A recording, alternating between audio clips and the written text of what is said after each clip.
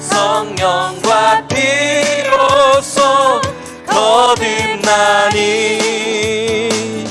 이 세상에서 내 영혼이 하늘의 영광 누리도다. 온전히 주께 맡긴 내 영 사랑의 음성을 듣는 중에 천사들 왕래하는 것과 하늘의 영광 보리로다. 이것이 나의 간증이요, 이것이 나의 간증이요, 이것이 나의 찬송일세. 나 사는 동안 끊임없이 구주를 찬송하리로다. 주 안의 기쁨, 주 안의 기쁨 누림으로 마음의 풍랑이 잔잔하니 세상과 나는 간곳 없고 구속한 주만 보이. 우리 믿음으로 고백하며 이것이 나의 간증이요, 이것이 나의 찬송일세. 나 사는 동안 끊임없이 구주를 찬송하리로다.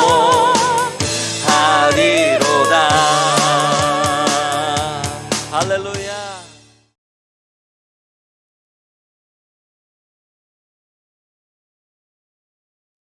내가 사망의 음침한 골짜기로 다닐지라도 해를 두려워하지 않을 것은 주께서 나와 함께 하심이라. 주의 지팡이와 막대기가 나를 안위하시나이다. 여러분, 누구의 고백입니까? 우리가 너무나도 좋아하는 다윗의 고백, 시편 23편의 고백입니다. 다윗의 고백처럼 여호와는 나의 목자시니 내가 주님으로 인해서 만족을 누리고 오늘도 주님이 나를 안전하게 지키시고 푸른 풀밭 쉴만한 물가로 우리를 인도하여 주실 줄 믿으시기 바랍니다. 빌립보서 강의 오늘은 7번째 시간, 너희 안에 이 마음을 품으라 7번째 시간입니다. 빌립보서 2장 1절로 11절의 말씀을 가지고 그리스도 예수의 마음을 품으라는 제목으로 함께 은혜를 나누기 원합니다. 바울은 핍박과 환난을 당하는 빌립보 교회를 위해 기도하면서 사랑의 편지를 보냈습니다. 그게 바로 빌립보서입니다. 앞에서도 여러 번 말씀드렸지만은 지금 빌립보 교회는 고난 가운데 있습니다. 큰 환난 가운데 있습니다. 하나가 아니라 수많은 고난들을 당하고 있습니다. 그 많은 고난을 크게 세 가지로 묶어서 정리를 하면, 하나는 교회 안에 분쟁이 있었습니다. 유오디아와 순두계라는 여성 리더 둘이서 갈등이 있고 다툼이 있다 보니까 그 두 여인을 기준으로 중심으로 두 그룹으로 나누어서 싸웁니다. 교회가 무슨 일을 하려고 하면은, 기도하려고 하면은 항상 절반은 반대입니다. 얼마나 힘들겠습니까? 교회가 얼마나 에너지를 낭비하고 있겠습니까? 늘 싸우고 있습니다. 또한 교회 안에서는요, 또한 율법주의자들이 바울이 전한 복음을 흔들고 그거 틀렸다라고, 우리가 할례를 받아야 되고 율법을 지켜야지 구원을 받는다라는 십자가의 오직 은혜의 복음, 이신칭이 내가 믿음으로 구원받는다는 그 복음의 진리를 틀렸다라고 교묘하게 바꾸고 변질시키고 있습니다. 복음을 믿되 우리는 율법도 믿어야 된다 그러면서 복음의 능력을 자꾸 약하게 만드는 거예요.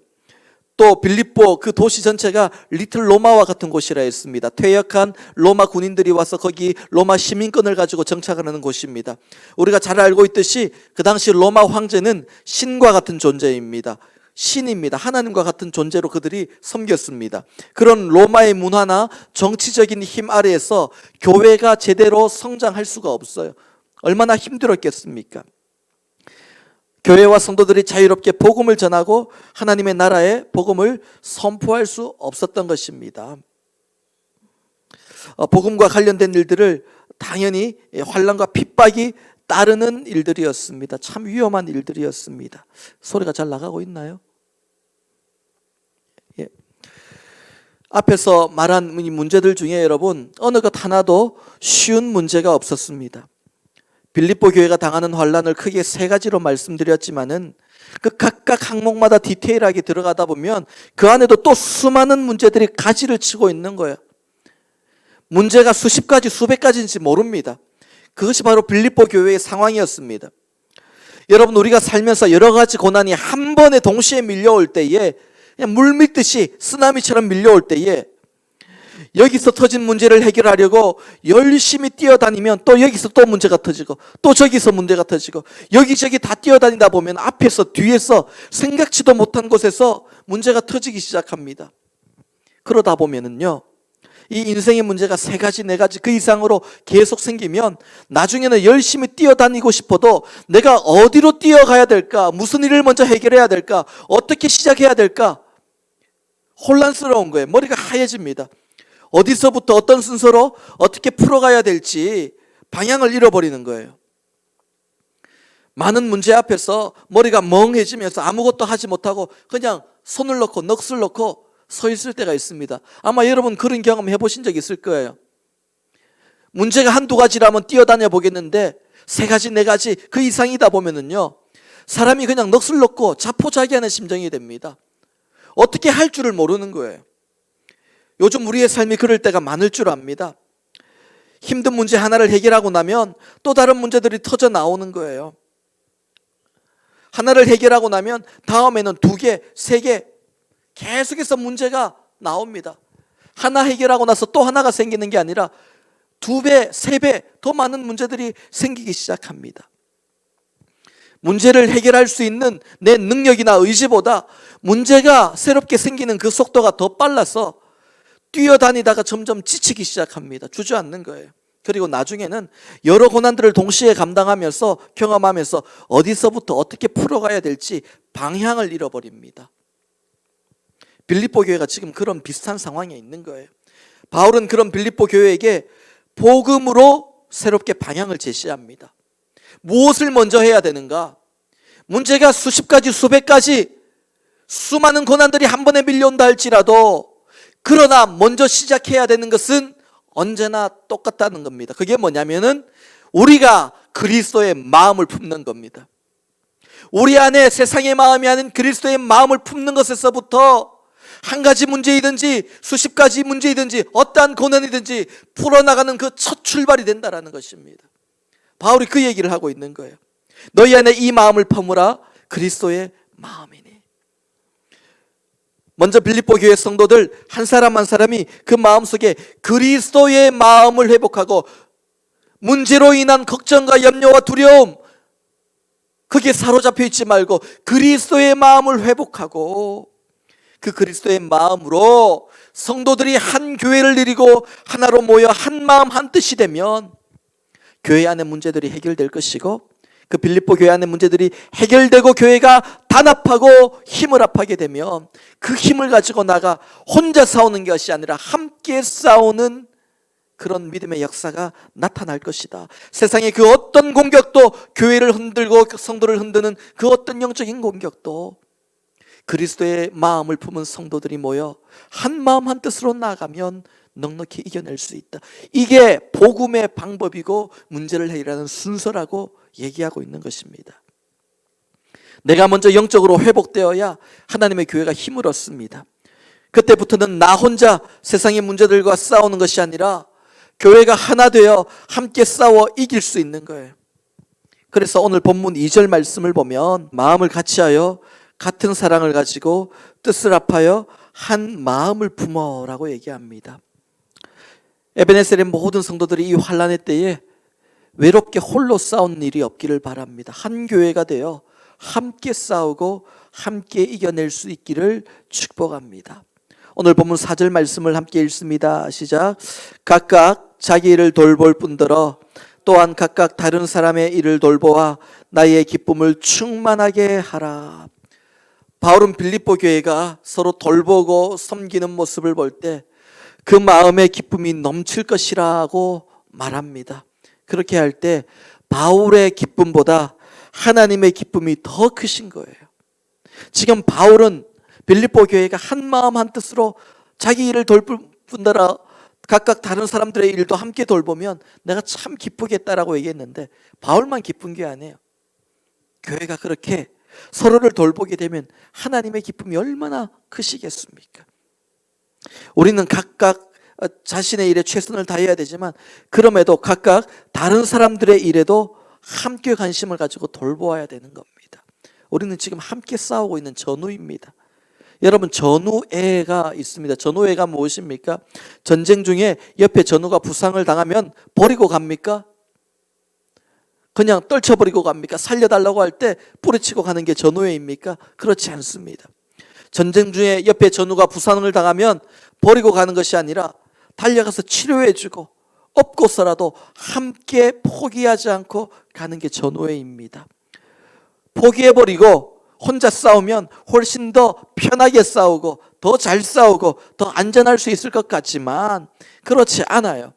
그건 전쟁을 치러보지 않으면 여러분 그렇게 생각할 수 없어요. 전우들을 하나둘씩 잃어버리면 결국 적군과 맞서 싸우는 건 나 홀로만 남습니다. 그러면 그 전쟁에 이길 수 있을까요? 홀로 외롭고 힘든 싸움을 싸우고 그냥 이길 수도 없는 싸움을 싸우는 거예요. 부상당한 전우들이 회복되고 다시 돌아와 함께 싸워야 이길 수 있습니다. 이게 전쟁에 승리할 수 있는 방법이죠. 그래서 부상당한 전우들을 회복하기를 우리가 힘써야 돼요. 내 일만 돌보는 것이 아니라 이 힘들고 어려울 때에 서로 돌보아야 됩니다. 함께 싸우기 위해 전우회를 불태우며 그들을 돌보고 함께 일어나 함께 싸워야 우리 모두가 승리할 수 있는 겁니다. 고난 가운데 하나님의 백성은 결코 홀로 승리할 수 없습니다. 함께 승리하는 것, 함께 패배하든지 함께 승리하는 것, 이거밖에 없어요. 그러니까 우리가 함께 서로를 돌보는 일을 해야 되는 겁니다. 요즘처럼 모두가 힘든 고난에 맞서 싸우는 이때일수록 여러분 나의 일을 더 열심히 해야 됩니다. 하지만 옆에 있는 전우들을 한 번씩 돌아보고 뒤를 돌아보면서 나의 믿음의 전우들, 하나님의 백성들이 안전한지 건강한지, 혹시 힘들고 외롭게 홀로 싸우고 있는 나의 이웃은 없는지 각각 다른 사람들의 일을 돌아보아 우리 주님의 기쁨을 충만하게 하고 우리도 함께 싸워 크게 이기는 승리의 기쁨을 누릴 수 있기를 바랍니다. 구체적으로 어떻게 서로를 돌보아야 될까요? 오늘 본문 말씀을 보니까요, 본문 1절을 보면은 이렇게 얘기합니다. 바울이 빌립보 성도들에게 이렇게 묻습니다. 본문 1절 말씀입니다. 그러므로 그리스도 안에 무슨 권면이나 사랑에 무슨 위로나 성령에 무슨 교제나 긍휼이나 자비가 있거든 지금 너희 안에, 그리스도 안에 무슨 권면이나 사랑에 무슨 위로나 성령에 무슨 교제나 긍휼이나 자비가 있거든. 무슨 말입니까? 너희가 예수를 믿고 이미 받은 그리스도 안에서 받은 은혜의 말씀, 사랑의 위로, 성령의 교제, 긍휼과 자비, 그걸 경험하고 그것이 안에 있다면 이제 그것을 가지고 서로를 돌보라, 그렇게 말씀하고 있는 겁니다. 내 힘으로 나의 사랑으로 서로를 돌보고 섬길 수 없다라는 겁니다. 내 속에 주님을 만나고 주님께 받은 그 은혜가 넘쳐야지 여러분 서로를 돌볼 수 있는 거예요. 함께 싸울 수 있는 거예요. 나를 용서하신 주님의 용서의 은혜가 넘쳐야 됩니다.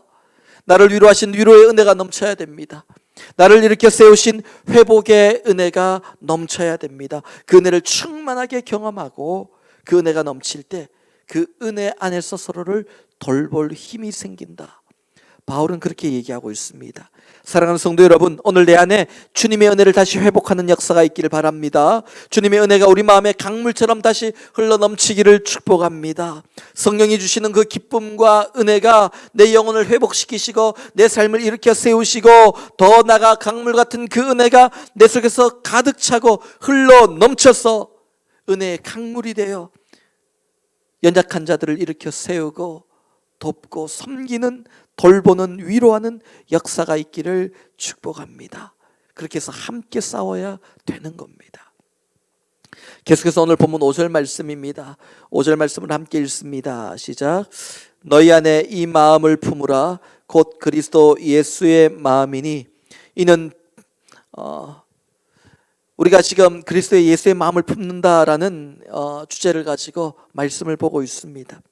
우리가 인생의 수많은 고난과 위기를 당할 때 어떤 고난이라도 여기서부터 시작해야 그 고난을 이기고 승리할 수 있음을 기억해야 합니다. 너희 안에 이 마음을 품으라.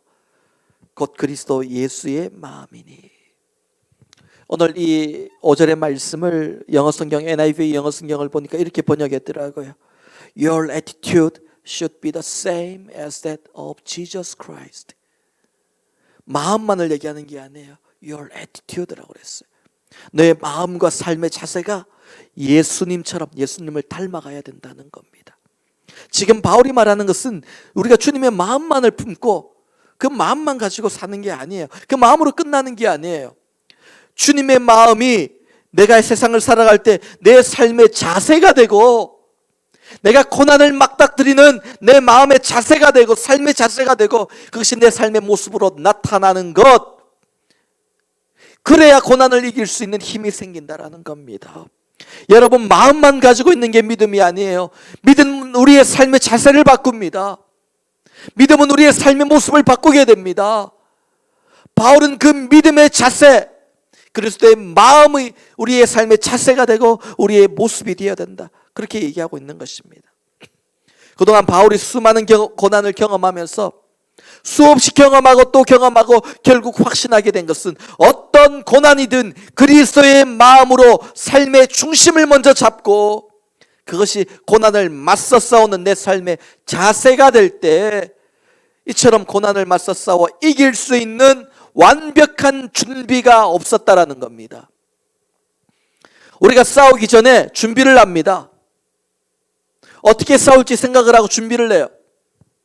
어떤 사람들은 사람을 의지하고 재물을 의지하고 경험을 의지하고 자신의 능력을 의지하고 그렇게 맞서 싸우려고 준비합니다. 전쟁을 준비합니다. 그런데 바울이 그 많은 고난을 경험해 보니까 가장 위대하고 훌륭한 준비는 그리스도의 마음으로 무장하는 거예요.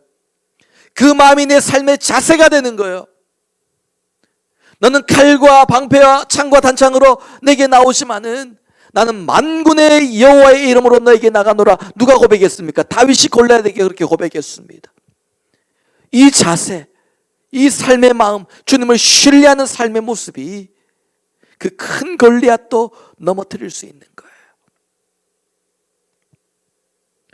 지금 바울이 이 믿음의 간증을 빌립보 교회 성도들에게 하고 있습니다. 오늘 우리 안에 세상이 주는 마음이 아닌 그리스도가 주는 마음을, 주시는 마음을 품을 수 있기를 바랍니다. 세상이 주는 낙심의 마음, 절망의 마음, 부정적인 생각, 악인의 꾀나 세상의 방법 다 털어버리고 던져버리고 그 안에 내게 주시는 그리스도의 마음으로 충만히 채울 수 있기를 바랍니다. 구체적으로 바울이 이야기하는 주님의 마음은 어떤 마음인가요? 본문 6절부터 8절까지 말씀입니다. 빌립보서 2장 6절로 8절까지의 말씀을 함께 읽습니다. 시작. 그는 근본 하나님의 본체시나 하나님과 동등됨을 취할 것으로 여기지 아니하시고 오히려 자기를 비워 종의 형체를 가지사 사람들과 같이 되셨고 사람의 모양으로 나타나사 자기를 낮추시고 죽기까지 복종하셨으니 곧 십자가의 죽으심이라. 아멘. 오늘 본문을 보면 바울은 우리가 품어야 할 그리스도의 마음을 세 가지로 표현합니다. 첫째는 본문 7절 말씀에 나오는 오히려 자기를 비워, 오히려 자기를 비워라는 표현입니다. 비우지 않아도 되는 분이에요, 예수님은. 그런데 오히려 자기를 비우셨다는 거예요.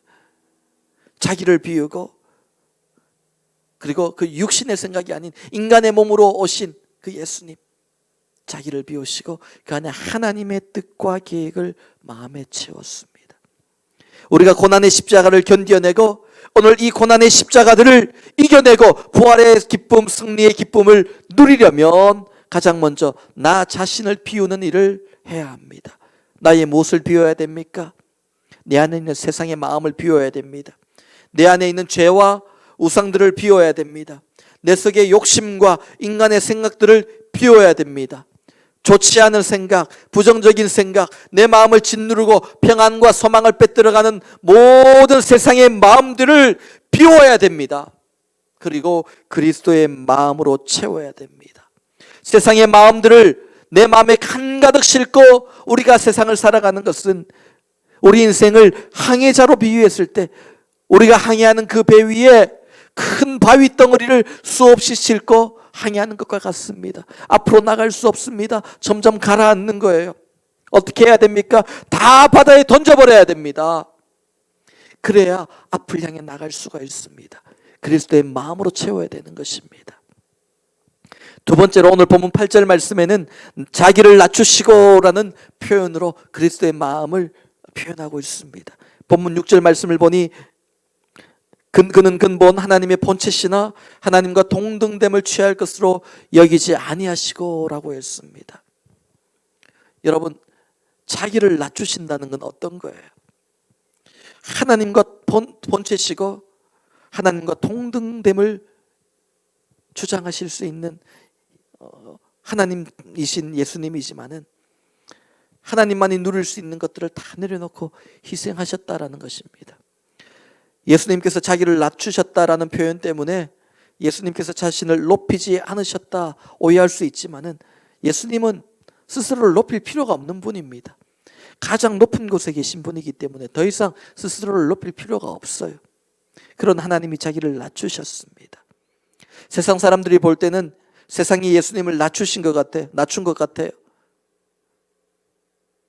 그러나 사람이 예수님을 잡아서 십자가에 못 박은 것이 아니라 예수님 스스로 자신을 낮추셔서 십자가에 못 박히신 겁니다.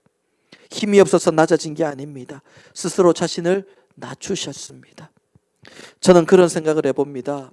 이 세상 모든 사람들이 아무도 자기는 손해보지 않으려고 하고 자신의 권리만을 주장하고 모두 누리려고 한다면 자신의 권리예요.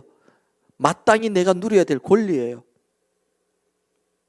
억지가 아닌 내 권리, 마땅히 누려야 될 권리를 세상 모든 사람들이 주장하면은 공평한 세상이 되겠습니까? 평화로울까요? 정말 그것이 정의가 될까요?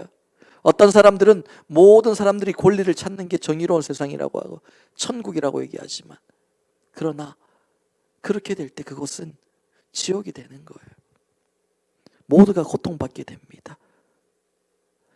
자신의 권리를 모두 주장하고 모두 누릴 수 없습니다. 모든 사람이 자신의 권리를 주장하고 누릴 수 있는 세상은 없습니다. 누군가는 희생해야 됩니다. 여러분, 십자가가 없는 곳은 천국이 될 수가 없습니다. 누군가 희생하고 누군가 낮아지고 누군가 자신을 비움이 없다면 그곳은 천국이 될 수가 없어요. 지금까지 우리가 경험해보지 않았습니까? 모든 사람이 자기 권리를 주장하고 누리려고 하면 결국 힘없는 사람들은 억울한 일을 당하게 되는 겁니다. 자신의 권리를 주장하고 그것을 누릴 수 있는 힘이 있음에도 오히려 자기를 비우고 스스로 자기를 먼저 낮추는 것, 이게 그리스도의 마음입니다. 특별히 이 고난의 때에 자신을 낮춘다라는 것은 하나님 앞에서 나 자신을 낮추는 것입니다. 하나님 앞에서 나를 어떻게 낮춰야 됩니까? 나의 연약함을 진실하게 고백하고 하나님의 겸손을, 하나님의 도우심을 우리가 구하는 것입니다. 오늘 여러분, 우리가 주님께 우리의 연약함을 부르짖으며 나가기를 원합니다. 우리 안에 계신 대제사장 예수님은 우리의 연약함을 동정하지 못하는 분이 아니라고 말씀하셨습니다. 은혜로 붙드시는 분입니다. 오늘 본문에서 바울이 말하는 마지막 그리스도의 마음은 본문 8절 말씀에 죽기까지 복종하신 마음입니다. 우리는 고난 가운데 죽기까지 복종이 잘 안 돼요. 고난을 당하면 순종이 아니고 내 마음, 내 욕심, 내 생각, 내 방법대로 하려고 합니다. 그렇더라고요. 수영을 처음 배울 때에 교사로부터, 수영 강사로부터 수영을 처음 배우잖아요. 수영을 못하는 사람이 수영을 배우면은 막 그대로 하려고 해요. 열심히 하려고 합니다. 아마 처음 수영을 배워보신 분, 또 어린아이들, 수영을 배우는 아이들을 보면 아실 거예요. 처음에는 가르쳐준 대로 열심히 하려고 해요. 근데 팔을 2번, 3번 했는데도 앞으로 가지 않고 물에 떠지 않으면 계속 더 열심히 해야 될 텐데 갑자기 막 호덕호덕거리면서 가르쳐준 대로 안 해요. 그냥 자기 방법대로 하는 거예요. 물에 푹 빠지게 되면은요, 그때 배운 대로 해야 되는데 물에 빠지기 전에는, 잠기기 전에는 가르쳐준 대로 하는데 물에 잠겨가면은 마음이 급해서 이러다 죽을까 싶어서 배운 거 하나도 안 합니다. 자기 나름대로 살아나오려고 호둥거리고 발버둥 치고 개헤엄도 치고 막 마음대로 하는 거예요. 여러분, 우리 모습이 그렇지 않습니까? 이 고난의 때에 하나님의 방법, 하나님의 마음으로 살아야 되는데, 평탄할 때는 하나님의 방법, 하나님의 마음으로 살기를 원하지만 고난이 심해지면은 갑자기 내 방법, 내 생각, 내 힘으로 살려고 발버둥 치기 시작합니다. 그래서 죽기까지 복종이 안 돼요. 죽으려고 하면은 그때는 내 힘으로 살아야 되는 거예요. 그래서 여러분, 죽기까지 복종한다는 것은 너무나도 힘든 일이에요. 그러나 주님은 죽기까지 복종하셨습니다. 십자가에서 피 흘리셨습니다. 주님께서 십자가를 지시기 전에 겟세마네 동산에서 어떻게 기도하십니까? 누가복음 22장 42절 말씀을 보니까 아버지여, 만일 아버지의 뜻이거든 이 잔을 내게서 옮기시옵소서. 그러나 내 원대로 마시고 아버지의 원대로 되기를 원하나이다. 여러분, 오늘 말씀을 맺습니다. 이렇게 우리가 그리스도의 마음을 품고 나가면 어떤 일이 일어나냐면요, 우리가 자기를 비우고, 우리가 고난의 십자가를 지기 전에 자기를 비우고 자기를 낮추고 죽기까지 순종하면 오늘 본문 9절에서 11절의 말씀처럼 하나님이 그를 지극히 높여주시고, 그리고 하나님께 영광 돌리는 인생이 되게 하십니다. 무슨 말입니까? 고난의 십자가를 부활의 십자가, 생명의 십자가, 승리의 십자가로 바꾸어 주시는 거예요. 여러분, 고난의 십자가를 지기 전에, 오늘 우리가 고난의 십자가를 이미 지고 지금 믿음의 길을 달려가고 있습니다. 그런데 이 십자가가 고난으로 끝나면 안 되잖아요. 죽음으로 끝나면 안 되잖아요. 어떻게 해야 됩니까? 우리는 이 십자가 가운데 부활의 기쁨, 생명의 기쁨, 승리의 기쁨을 누리며 그 십자가를 승리의 십자가로 바꿀 수 있어야 됩니다. 그러기 위해서는 어떻게 해야 된다고요? 자신을 비우고 또한 자신을 낮추고 하나님 앞에 겸손하게 우리의 연약함을 고백하고, 마지막으로 어떤 일이 있어도 이 환난 때에 하나님의 말씀이라면 죽기까지 순종하고 복종하는 우리의 삶이 되어야 될 줄 믿습니다. 오늘 그런 결단과 믿음의 고백으로 우리의 모든 고난을 이겨내는 승리의 역사가 예배 가운데, 기도 가운데 나타나기를 주님의 이름으로 축원합니다. 오직 전과 같이 지금도 담대하여 나의 모습에서 주만 보게 하소서.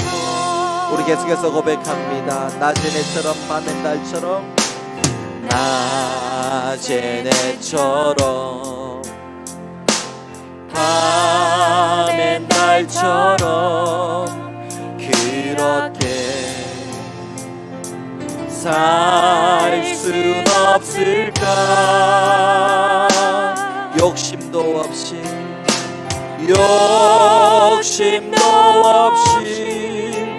어두운 세상 비추어 온전히 남을 위해 살듯이 나의 일생에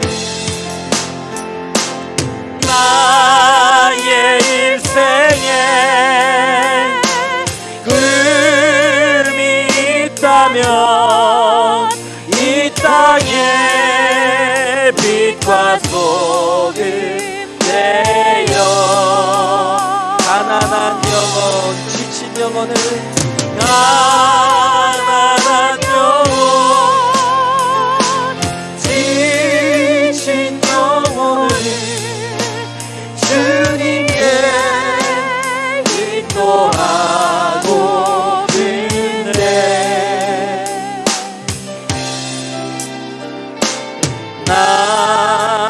내 욕심 나의 못난 자가 나의 못난 자가 언제나 커다란 짐되어 언제나 커다란 짐 되어 나를 짓눌러 나를 짓눌러 마음을 곤곤해 하니 예수여 나를 도와주소서. 예수님처럼 바울처럼 예수님처럼 바울처럼 그렇게 살 순 그렇게 살 순 없을까?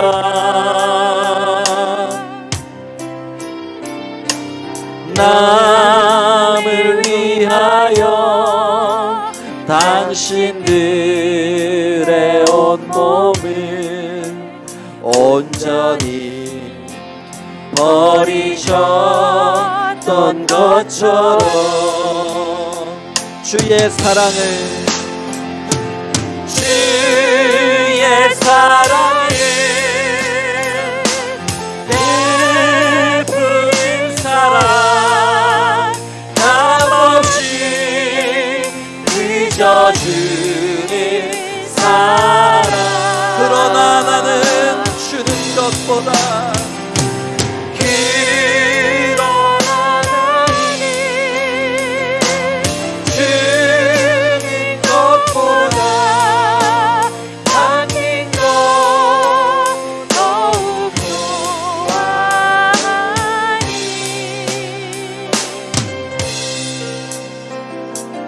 나의 입술은 주님 닮은 듯하나 내 맘은 아직도 주하여 받을 사랑만 받을 사랑만 예수하고 있으니 예수여 나를 도와주소서. 우리 함께 합심으로 이 시간 말씀을 붙들고 기도하는 시간을 갖습니다. 하나님, 우리 함께 말씀을 붙들고 합심으로 기도하실 때 하나님, 예수님처럼 바울처럼 온전히 자기를 비우고 자기를 낮추고 십자가에 죽기까지 순종하신 예수님의 겸손과 참 사랑을 닮아가게 하여 주시옵소서. 그런 은혜를 나에게도 달라고 우리 함께 합심으로 기도하며 나아갑니다.